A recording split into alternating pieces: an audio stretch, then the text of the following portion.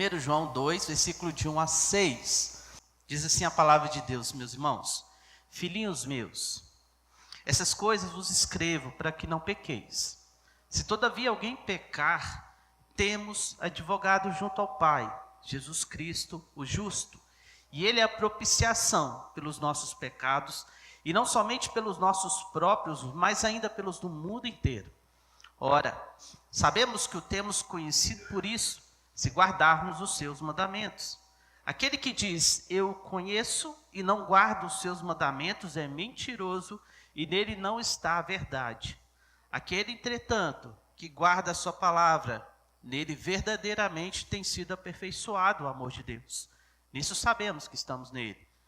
Aquele que diz que permanece nele, esse deve também andar assim como ele andou. Pai de amor, nós damos graças mais uma vez, Pai, pela oportunidade e pelo privilégio de poder ler a Tua palavra.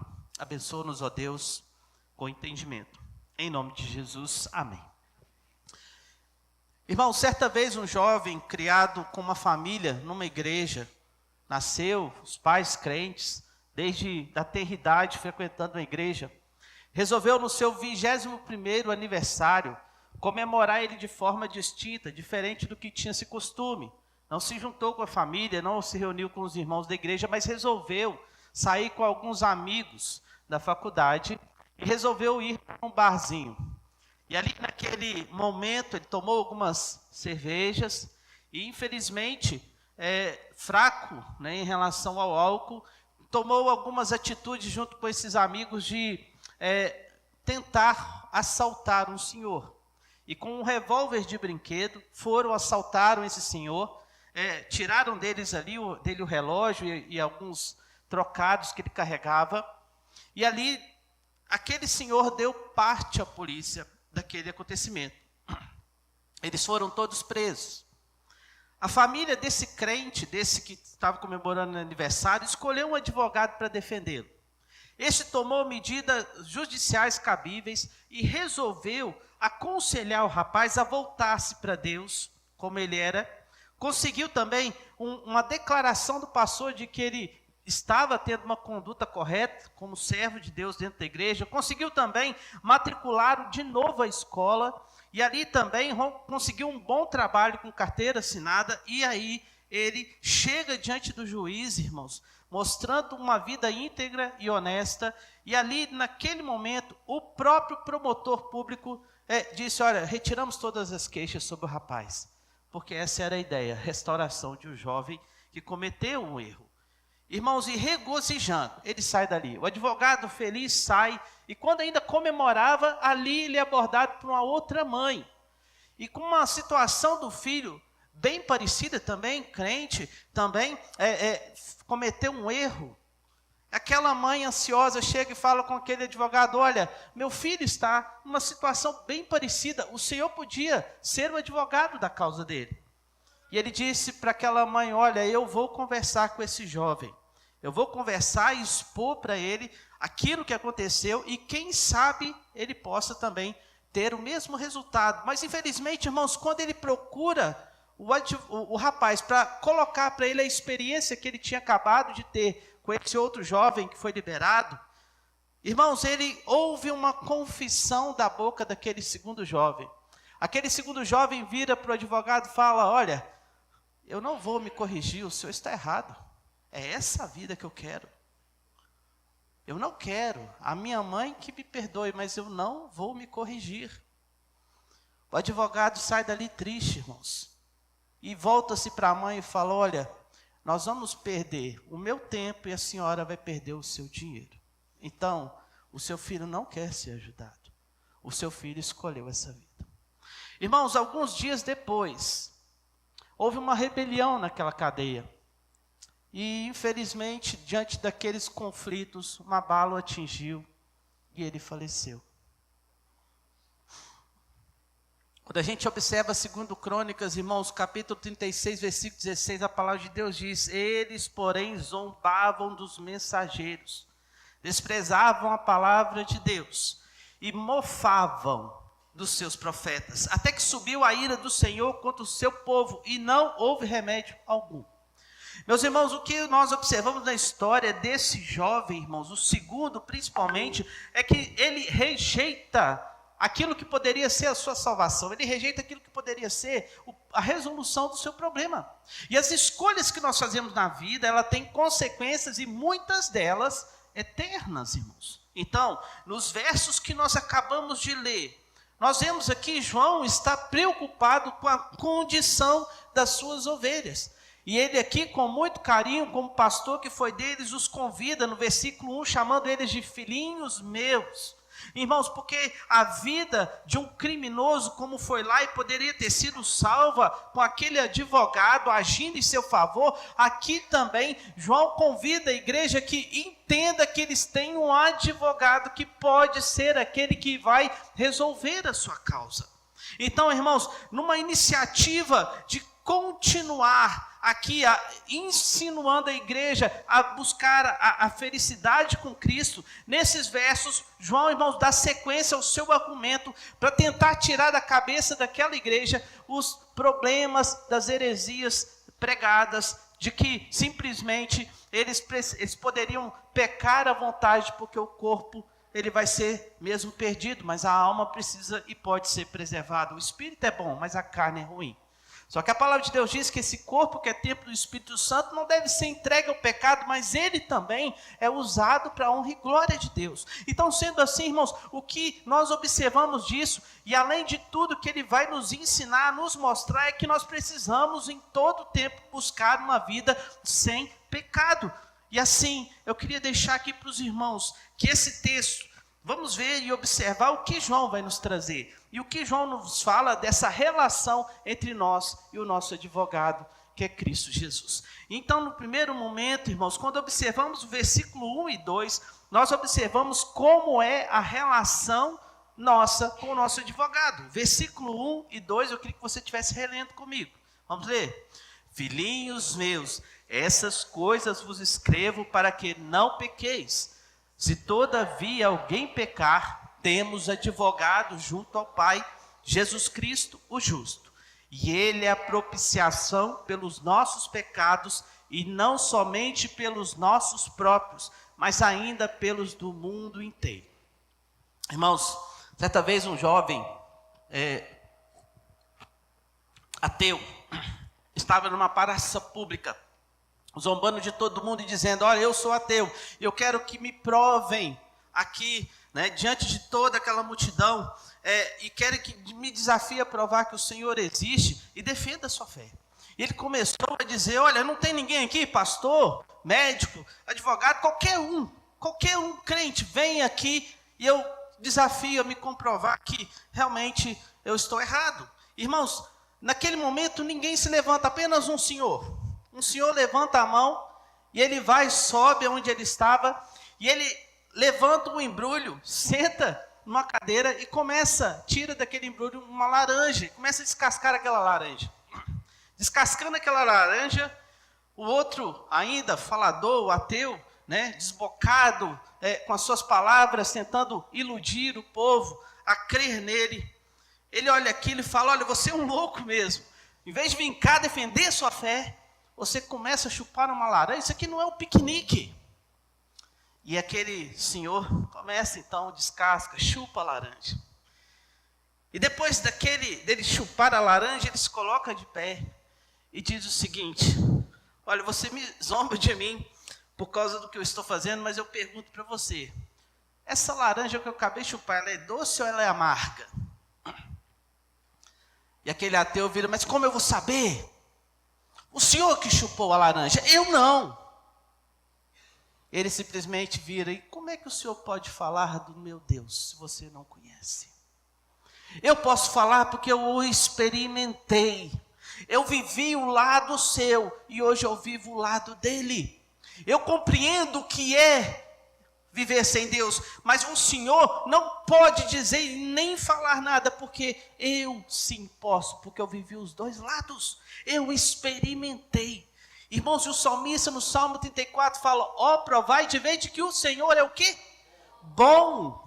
O Senhor é bom. Então, irmãos, aqui, primeiramente, João deixa claro que os seus leitores, o objetivo da carta, irmãos, para que eles não pecassem. Eles não podem pecar. E João, então, aprendeu que o perdão é a graça de Jesus, visando, irmãos, uma vida sem pecado. Mas isso é para aquele que experimentou. Jesus, então, ele, por exemplo, lá com a mulher adúltera, no capítulo 8 de João, versículo 11, ele diz para aquela mulher: vai e não peques mais, não peques mais. E depois disso, João ensina, irmãos, que se ainda assim alguém pecar, no versículo 1, a parte B, ele diz para a gente: temos um advogado junto ao Pai, Jesus Cristo, justo. Então a cena descrita, irmãos, por João, é de um tribunal no qual o crente é apresentado diante de juiz, e diante desse juiz, ele, contudo, irmãos, tem aqui o Cristo como seu defensor. Então, ele é eficiente porque é justo. Ele sabe o que faz, ele é perfeito e sem pecado. Então, somente Jesus pode comparecer diante do tribunal, irmãos, de Deus, para defender o crente. Ele pode defender. O escritor, irmãos, Werner de Breuer, ele diz que, comentando esse versículo, ele diz que em João não há a menor dúvida de que a integridade de Jesus em nosso favor, de fato acontece. Não diz absolutamente nada a respeito da possibilidade de que ele seja negado a defesa. Então Jesus está disposto a defender os seus. Jesus está disposto, irmãos, a defender aquele que o experimentou, para aquele que o conheceu, para aquele que abraçou a fé. Então, irmãos, usando a linguagem do tribunal também, Paulo vai dizer lá no capítulo 8, versículo 33 e 34 de Romanos: quem intentará acusação contra os eleitos de Deus? Ele volta a perguntar: é Deus quem os justifica e quem os condenará? E ele diz: é Cristo, Jesus, quem morreu, ou antes, quem ressuscitou, o qual está à direita de Deus e também intercede por nós. Paulo está descrevendo a mesma figura que João fala do Cristo que defende a nossa causa. O Cristo que defende as nossas vidas. A nossa relação com o nosso advogado, irmãos, é uma relação onde nós temos um compromisso de santidade. Um compromisso de santidade. Mas ele tem também um compromisso de nos defender. Nós, irmãos, precisamos olhar para aquele jovem que eu disse aqui no início, contei a história do primeiro jovem. Ele precisava ter uma vida correta. Jesus nos chama, irmãos, e está disposto a nos defender, porque nós buscamos uma vida correta. Por isso que não é um advogado, não é que agora eu sou salvo, que ele morreu por todos os pecados, como ele diz aqui, não só pelos meus, mas pelo do mundo inteiro, que eu posso liberalmente pecar. Ou então, irmãos, se nós abraçarmos essa ideia, nós somos o segundo jovem. Nós somos o segundo jovem que abraçou o pecado de vez. E eu e você, se fôssemos advogados, nós não assumiríamos a segunda causa, mas a primeira sim. Você faria isso. Então, querido, eu te digo nessa noite que se você abraçar uma vida como a do segundo jovem, uma atitude de rebeldia contra Deus, como ele foi rebelde à oportunidade, o inferno é o lugar dos rebeldes. Mas Deus defende aquele que o pecado é um acidente em sua vida. O acusador está em todo momento, irmãos, nos acusando. O acusador está aí diante do Pai, sempre dizendo: olha você, olha ele, olha o que eles fizeram. Mas aqui nós temos a propiciação, Cristo é o nosso advogado. E Colossenses capítulo 2, versículo 14, ele diz que o escrito de dívida que contava de ordenanças, o qual nos era prejudicial, removeu inteiramente, encravando na cruz. É como se eu tivesse uma dívida, essa dívida foi paga, o escrito, né? Para te ajudar a entender, fácil. Olha, irmãos, passando calorzão nesse lugar aqui. Eu estou acostumando, calma lá, né? Então, quando o Adilson falou assim comigo, lá na casa tinha, o pastor Silas, né? O pastor Silas falou assim: na casa aqui tem um ar-condicionado, mas se você quiser que eu deixe aqui, eu deixo aqui. Eu falei: pode levar isso, usar esse trem não. Silas não deve estar vendo não, mas se puder mandar aí de volta o ar-condicionado, vai ser bom. Mas vamos supor, irmãos, que o pastor não comprou, mas o Adilson é uma pessoa, uma alma muito caridosa. E ele ficou sabendo da minha situação, e eu falo com os irmãos aqui que, estou dando um exemplo, tá, irmãos? Não vou fazer isso não. Mas eu resolvi sair daqui, e amanhã cedo comprar um ar-condicionado na loja. Fui lá, comprei o ar-condicionado. Só que não deu para pagar tudo à vista. E eu resolvi dividir aquilo em longas 12 prestações. Né? Hoje em dia não tem, né, mais o carnezinho, né? Antigamente o carnezinho, né? Mas eu consegui lá longas 12 prestações, paguei a primeira e vamos que vamos. Vamos ver o que vai dar. Mas o Adilson é uma alma caridosa e boa. E quando eu cheguei lá na loja para pagar a segunda prestação, o dono falou o seguinte: olha, está tudo pago. Ah, mas é minha dívida. Não, está tudo pago. Mas quem pagou? O Adilson foi cá e pagou. Ah, mas por que ele fez isso? Ele fez porque ele quis. Eu te pedi isso, Adilson, mas fique à vontade, tá? Fique à vontade. Por que eu estou destacando isso para os irmãos? Irmãos, aquele senhor lá da loja que me vendeu o ar-condicionado, ele não vai me cobrar de novo, porque a dívida foi paga. É isso que Jesus fez por mim e por você. Você não pediu realmente. Você não pediu ele para morrer por você. Você não pediu para ele perdoar os seus pecados. Você não pediu para ele rasgar a promissória que havia no seu nome, uma dívida gigante, que você por si só não poderia nunca pagar, mas ele resolveu pagar e por mim e por você, e agora a sua conta está quitada, querido.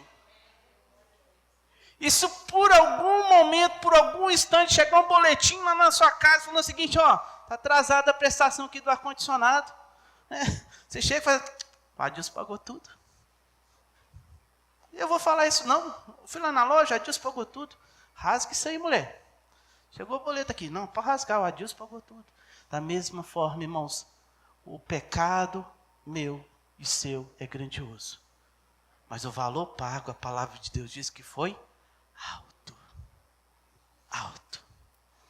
É como se a gente tivesse a nossa dívida pago além da necessidade. Foi todo o sangue. Foi toda a vida. Foi muito mais. Foi um Deus Santo que morreu por nós. Para ser você salvo através do seu sangue. Então, essa dívida está quitada. Porque essa dívida, minha e sua, era morte. Como Romanos 6:23 vai falar que o salário do pecado é morte. Agora você não precisa morrer mais. Você pode ter vida e vida em abundância. Você pode ter vida e vida com expectativa. Não uma expectativa qualquer de algumas coisas aqui para frente, mas de coisas eternas. Você não pode, irmãos, contar só com esses dias. Como Paulo vai falar, se a sua esperança é só nessa vida, você é o mais infeliz dos homens, mas agora a sua expectativa vai para além dessa vida, então a nossa expectativa em Jesus é de uma vida eterna. Então Jesus não é apenas um mero advogado, irmãos, mas ele também é a propiciação pelos nossos pecados, ou seja, irmãos, pelo seu sangue todo o meu pecado foi pago, e ele diz ainda que não só o meu, mas de todos aqueles que porventura ainda venham pecar, o sangue dele é suficiente. Então, para você entender melhor, irmãos, eu queria deixar aqui um relato, escritor chamado Charles Swindoll, até conselho, que livro maravilhoso, um dos melhores livros que eu já li na minha vida. Eu, um servo. Ele conta a história de um homem, de um jovem, e eu vou trazer aqui o relato para você entender o que é uma vida transformada. E o que nós precisamos entender, que esse jovem aqui entendeu do sacrifício de Cristo por ele. Ele diz o seguinte: há alguns anos, fiz uma viagem ao seminário evangélico Trinity, a fim de contratar um pastor auxiliar. No processo de entrevista a alguns seminaristas, conheci um do qual nunca vou me esquecer. No final, não escolhi para trabalhar conosco naquele verão, mas fiquei profundamente impressionado com a sua sensibilidade para as coisas de Deus. Embora ainda fosse jovem e inexperiente, falava com muita brandura e tinha um espírito quebrantado. Notava-se facilmente que Deus estava operando em sua vida. Revelava com tanta clareza a marca de um coração de servo que continuei a examiná-lo mais detidamente para descobrir por quê. Então, outra coisa relatou-me um fato incrível, verdadeiro, que ilustrava muito bem o modo como Deus o estava moldando, reformado por meio de uma dessas provas de perdão. Vou narrar sua história aqui, de maneira como a recordo. Chamarei este jovem de Arão, que não é o seu nome verdadeiro. Certa vez, já perto do final do ano escolar, ele estava orando e pedindo a Deus que lhe desse um ministério bastante significativo nas férias de verão. Pedia a Deus que abrisse uma porta para ele trabalhar em alguma igreja ou organização evangélica, mas nada aconteceu. Chegaram as férias e nada. Os dias foram transformando em semanas e Arão finalmente teve que encarar a realidade. Precisava de qualquer serviço que pudesse encontrar. Examinou os anúncios de emprego no jornal e a única coisa que pareceu viável foi dirigir um ônibus na periferia de Chicago, que não era nada para se gabar, mas era o que pelo menos ele precisava para garantir o dinheiro para a matrícula do ano seguinte. Depois de aprender a rota do coletivo, foi deixado por sua conta. Um motorista novato, num perigoso setor da cidade, e não demorou muito para Arão compreender como era realmente perigoso o serviço que fazia. Uma pequena turma de adolescentes, delinquentes, percebeu que o motorista era novo e começou a tirar vantagem disso, e durante vários dias seguidos, eles entravam no ônibus, passando por ele, sem pagar, ignorando seus pedidos, e desciam quando bem lhe entendiam. E o tempo todo ficavam dizendo gracinhas para ele e para os outros passageiros. Por fim, resolveu que aquilo já fora longe demais. No dia seguinte, quando a quadrilha entrou, como de costume, Arão viu um policial na esquina, parou junto à calçada e deu a parte dos rapazes. O policial disse à turma que pagasse ou descesse imediatamente. Eles pagaram, mas infelizmente o policial desceu. E eles ficaram no ônibus. Depois de rodar um pouco mais e viraram mais algumas esquinas, os garotos atacaram o jovem motorista. Quando voltou a si, a camisa toda cheia de sangue, deu conta de que havia perdido 2 dentes, os olhos estavam inchados, o dinheiro fora levado e o ônibus estava vazio. Voltou ao ponto final da linha e ali lhe deram folga por todo o final de semana. Nosso amigo dirigiu-se para seu apartamento, deitou-se, cair na cama e ficou a fitar o teto, incrédulo. Ideias de ressentimento e amargura passaram por sua mente. Perplexidade, raiva, desilusão eram como combustíveis adicionais ao fogo de sua dor física. Passou uma noite inquieta, lutando com o Senhor. Como isso tudo pode acontecer? Onde Deus se encaixa em tudo isso? Eu quero servi-lo de todo o coração. Orei pedindo um ministério. Estava disposto a servir de qualquer lugar, fazendo o que quisesse. E esse é o agradecimento que recebo. Na segunda-feira ele resolveu apresentar queixa. Com a ajuda do policial, que viu a quadrilha e também com as pessoas do ônibus, ele conseguiu prender toda a quadrilha. E ali na cadeia do município, alguns dias depois, houve uma audiência perante o juiz. Primeiro entraram Arão e o advogado. Em seguida a quadrilha, enraivecida, fitou eles de ódio. E de repente o moço foi dominado por uma porção de novas ideias. Não ideia de ressentimento, mas de compaixão. Seu coração se condoeu dos rapazes que haviam o atacado. Sob a influência do Espírito Santo, sentiu que não mais os odiava, era pena deles. Precisava mais de ajuda do que de ódio. O que poderia fazer? De repente, depois de ter sido feita confissão de culpa, Arão, para espanto do seu advogado e de todos presentes no tribunal, levantou-se e pediu permissão para falar. Meritíssimo, gostaria que o Senhor determinasse a pena desses rapazes, o total da duração da sua detenção e depois me deixasse ir preso no lugar deles. O juiz não sabia o que fazer, se cuspia ou se dava corda no relógio. Os 2 advogados ficaram paralisados de espanto. Arão voltou-se para os membros da quadrilha, boquiabertos e de olhos arregalados, sorriu e disse calmamente: é porque eu os perdoo.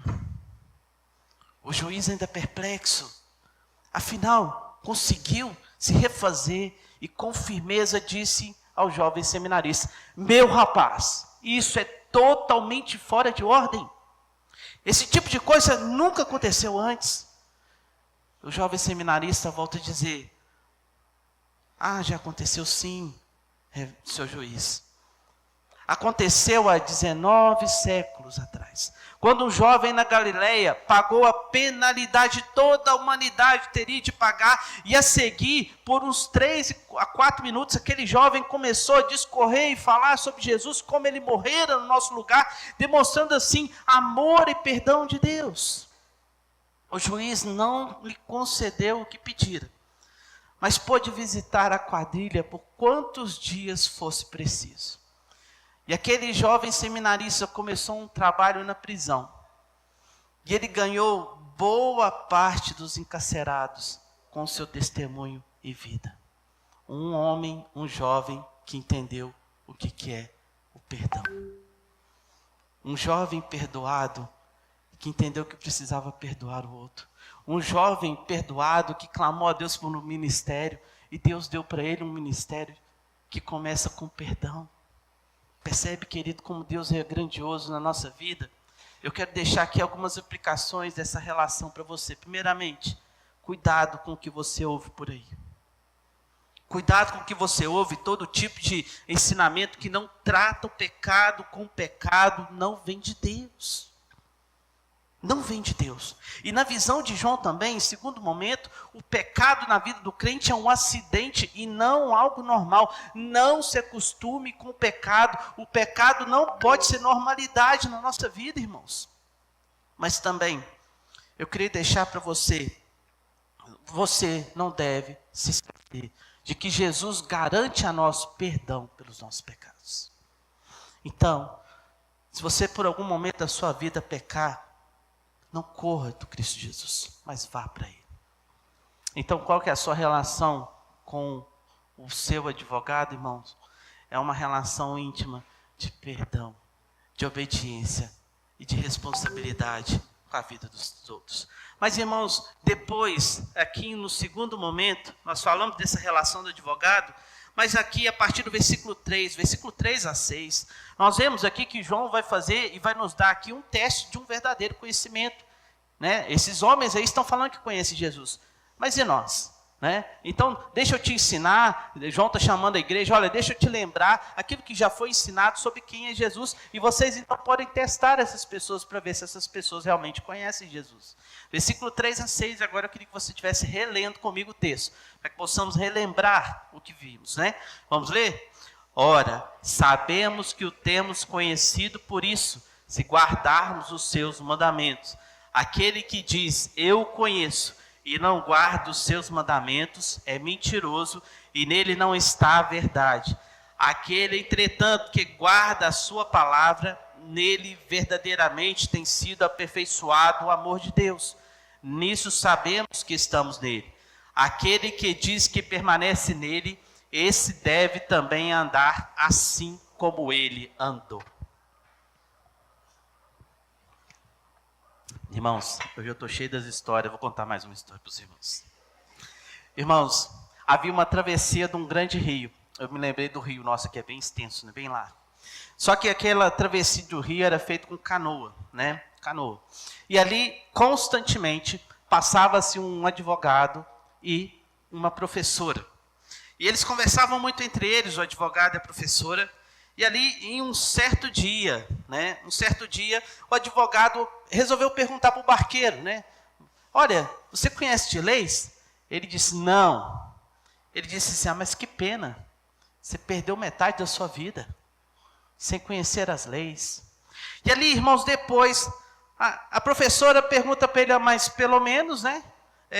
Você estudou, não é verdade? Você sabe ler, escrever, você estudou? Não. Aí ela disse, mas que pena, você perdeu metade da sua vida. E durante a travessia, infelizmente, irmãos, o rio começou a ficar revolto por causa de uma tempestade que havia acima. E ali, as ondas daquela água que veio, né, daquela onda que veio das águas, começou a balançar o barco e o barco tombou. E ali, irmãos, o barqueiro na água, junto com o professor e também, com a professora e também com o advogado, o barqueiro resolve perguntá-los, olha, vocês sabem nadar? Eles disseram, não, Ele disse, que pena, vocês perderam toda a vida. Toda a vida.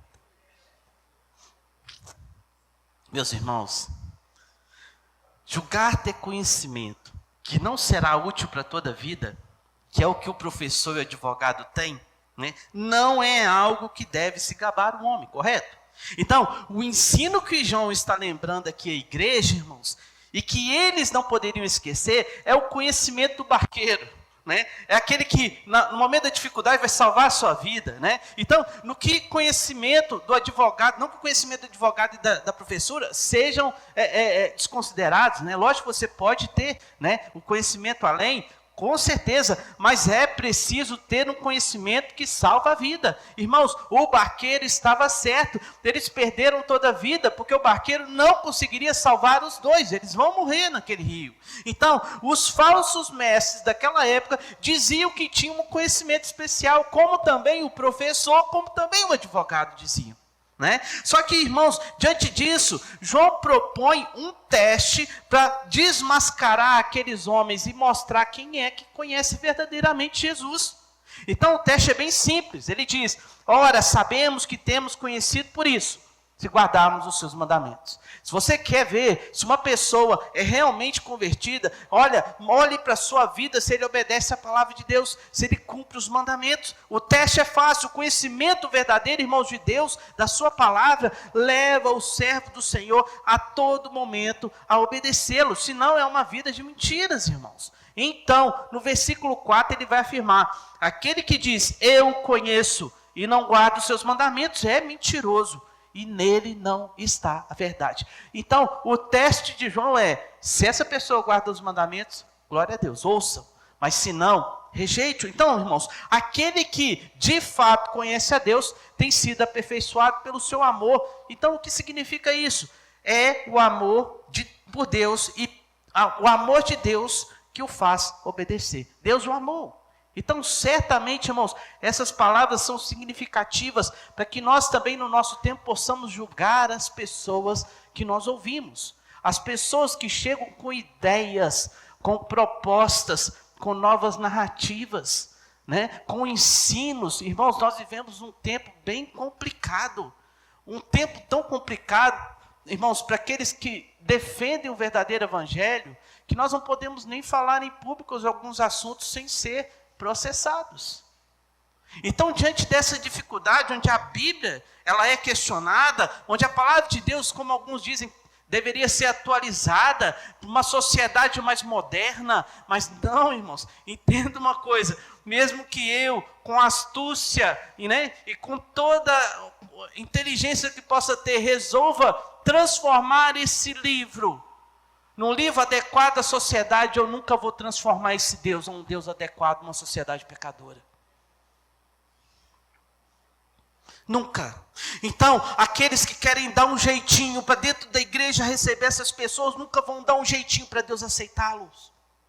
Querido, Deus não mudou, eu gosto sempre de afirmar isso. Irmão, Deus não mudou a palavra de Deus, não mudou a sua própria palavra, por causa do seu Filho unigênito, daquilo que ele tinha proposto lá em Gênesis 3, versículo 15, de que ele morreria em nosso favor, e durante toda a história os profetas foram afirmando que isso aconteceria, e lá na cruz, quando ele diz, Pai, por que me desamparaste? Nem por ele mudou a palavra, nem por ele mudou aquilo que estava acordado, nem por ele, porque mudaria por mim. Irmãos, isso é uma ousadia diabólica de um conhecimento errado que leva as pessoas para o inferno. Então, não caia nas armadilhas. Não caia nas armadilhas. E eu digo para você, outro dia eu brinquei com os irmãos que, se você, por exemplo, estiver lá na sua casa, eu digo até para os que estão em casa, venha para a igreja. Porque a gente precisa ouvir o que Deus quer, não é o que a gente quer. Se eu estiver na minha casa, eu vou ouvir o que eu quero. O que eu quero ouvir? Eu quero ouvir sobre alegria, louvor, prosperidade, amor. Eu nunca vou querer ouvir sobre o que eu estou falando aqui, querido. Eu não sentaria diante do computador para abrir isso. Por natureza. Não é verdade? Por natureza, não. Não. Mas Deus quer falar o que quer, não o que queremos ouvir. Então, querido, certamente, as palavras que João está dizendo aqui não são palavras boas para aqueles que não querem viver em obediência à palavra de Deus. Então, irmãos, a evidência de que uma pessoa é de fato convertida se dá pelos seus frutos e pelo seu desejo de parecer com Cristo. Em uma vida de aparente imitação de Cristo, como João vai nos falar aqui no capítulo de número 2, é uma vida de fuga do pecado, uma vida de santidade, uma vida de amor à sua palavra, de vivência da sua palavra, onde essa palavra me aperfeiçoa, como o versículo 5 diz, tem sido aperfeiçoado o amor de Deus nessa pessoa. Então é importante, irmãos, por dois motivos. Primeiro, porque somos levados a olhar para nós mesmos individualmente e refletirmos sobre as nossas ações. João quer convidar a igreja a olhar, olha, o que você está errando, e reflita sobre isso. E também porque agindo assim, identificamos aquelas pessoas que não devem seguir, nem dar crédito. Percebe? Então, querido, eu vou te dizer, e aqui você pode achar até confuso, né, pesado, mas não escute qualquer pregador por aí, na internet. Né? Cuidado, irmãos, com as inovações, cuidado com os gracejos daqueles muito engraçados, cuidado com as gritarias de alguns que querem impor coisas que não estão na verdade. Cuidado com as falas mansas de alguns, irmãos. Saiba ter discernimento. O discernimento vem pela palavra, por conhecer os mandamentos. A palavra de Deus diz que aquele que prega qualquer evangelho sem ser esse aqui, seja o quê? Anátema. Desconsidere. Não leve isso a sério. Irmãos, também o fato de que frutos revelam quem são as pessoas, não quer dizer que o cristão deva agir como agente secreto. Mas nós precisamos provar a nossa fé. Lá em Timóteo capítulo 1, versículo 1 Timóteo capítulo 4, versículo 16 diz: tem cuidado de ti mesmo e da sã doutrina. Irmãos, concluindo o que eu queria deixar para os irmãos aqui, Jesus advertiu: nem todos os que dizem Senhor, Senhor, entrarão no reino do céu, mas aquele que faz a vontade de meu Pai, esse sim. Então Jesus disse isso porque nem todos falam em seu nome, conhecem e creem realmente quem é o Salvador. Quem crê e conhece, irmãos, de fato, crê na sua justiça, crê no seu perdão, crê também num Deus que precisa ser verdadeiramente obedecido. Então, irmãos, quem crê nesse Deus precisa refletir se as verdades que tem ouvido têm sido aplicadas na sua vida, e se essas verdades têm sido aplicadas na sua vida, têm gerado mudança. E como está a sua vida hoje, querido? Como está a sua vida hoje? Das verdades do Evangelho que você conhece. Meus irmãos, nós temos, irmãos, por natureza em nós, né, a nossa consciência, que muitas vezes nos acusa, não é verdade? Irmãos, mas quando nós entendemos errado aquilo que é o conceito da palavra, como o João está falando aqui, olha, essas pessoas da igreja provavelmente estavam pecando, irmãos, aqui da igreja, que o João está chamando a atenção, pecando com liberalidade, porque o ensino errado traz distância do Senhor, mas também tira a culpa do coração. Tira a culpa do coração, mas ali não tira, irmãos, o peso da justiça de Deus. Irmãos, para encerrar, eu queria lembrar uma história de uma senhora que trabalhou a vida toda, ela e o marido, e eles adquiriram uma grande propriedade, uma fazenda, um fazendeiro, e simplesmente aquele senhor ficou enfermo. E na sua enfermidade, depois de muito tempo de tratamento, não houve cura. E aquele senhor veio a falecer. Mas antes de falecer, ele convidou o seu advogado e fez um testamento. Irmãos, e chegou diante do juiz, o juiz não aceitou o testamento. Porque o local, né, o país que ele residia, se um testamento não era reconhecido, a propriedade ficava para o país, né, o governo. E ali, irmãos, diante daquela dificuldade, aquela senhora, ela procurou esse advogado, amigo dele, e falou: olha, eu estou com essa causa. E ali o juiz não aceitou como válido o meu testamento. E ela disse o seguinte: olha, o que você pode fazer por mim? Ele diz, olha, se a senhora esperar por um tempo, eu posso ver se arruma alguma forma de que você possa ficar com a sua propriedade. E o juiz deu um tempo. Aquele tempo foi se passando, aquela senhora não fez nada e passou-se dias, passou-se semanas, meses, e aquela senhora não resolvia, procurava algumas soluções, mas nada de resolver a situação. E ela então percebeu que o prazo estava acabando e resolveu voltar naquele advogado. E quando ela bate na porta do advogado, o advogado atende. Ela diz, olha, o senhor ainda está disposto a pegar a minha causa? Ela disse, olha, eu fui muito sincero com a senhora, lá atrás, há meses. E a senhora simplesmente ignorou. Eu estava sinceramente disposto a nem cobrar nada da senhora, mas a senhora achou que eu cobraria alguma coisa. A senhora nem quis me ouvir direito. Mas hoje, eu não posso pegar a sua causa, porque eu me tornei o juiz da sua causa. Hoje eu não posso defendê-la, porque sou eu que vou julgar a sua causa. Aquela senhora, queridos, ela veio a perder a sua propriedade. Eu queria dizer para você que, da mesma forma como aquele advogado, que poderia defendê-la, se tornou juiz, chegará um momento que o nosso advogado se tornará o juiz. A palavra de Deus diz, buscai ao Senhor enquanto se pode achar. Invocai-o enquanto está perto. Deixe o perverso o seu pecado. Hoje é tempo, irmãos, de nós clamarmos pelo advogado, antes que ele se torne o juiz. E que Deus possa nos defender, irmãos, hoje. Que Cristo Jesus possa ser o seu advogado hoje, antes que chegue o tempo do juízo e ele se torne o juiz de toda a terra. Eu quero que você curva a sua cabeça.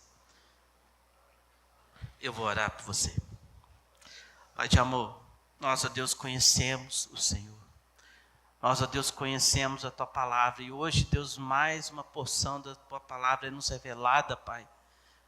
E sabemos, ó Deus, que talvez para alguns dura, Pai. Mas verdade. Ó Deus, a Tua palavra, ela foi dura com muitas pessoas nas Escrituras em favor de salvá-las. O Senhor Deus nunca acariciou o pecador, Pai, mas sempre mostrou o pecador a forma de vencer o pecado através de Cristo Jesus. E nesse momento, ó Pai, quando nós temos ainda Cristo Jesus como nosso advogado, eu clamo ao Senhor que o Senhor visite cada coração nessa noite, Pai. E se tem algo, ó Deus, que o Senhor, Pai, através de Cristo Jesus pode pleitear como sendo o defensor da nossa causa, nós clamamos por Ele, Pai, por Cristo Jesus, para que nós, Deus, possamos ser salvos, Pai, no tempo oportuno, enquanto ainda nós podemos achar, enquanto o Senhor ainda está perto. Ser com cada coração, Pai. Eu não conheço, mas o Senhor conhece. Abençoa cada irmão, Senhor, em o nome de Jesus. Amém.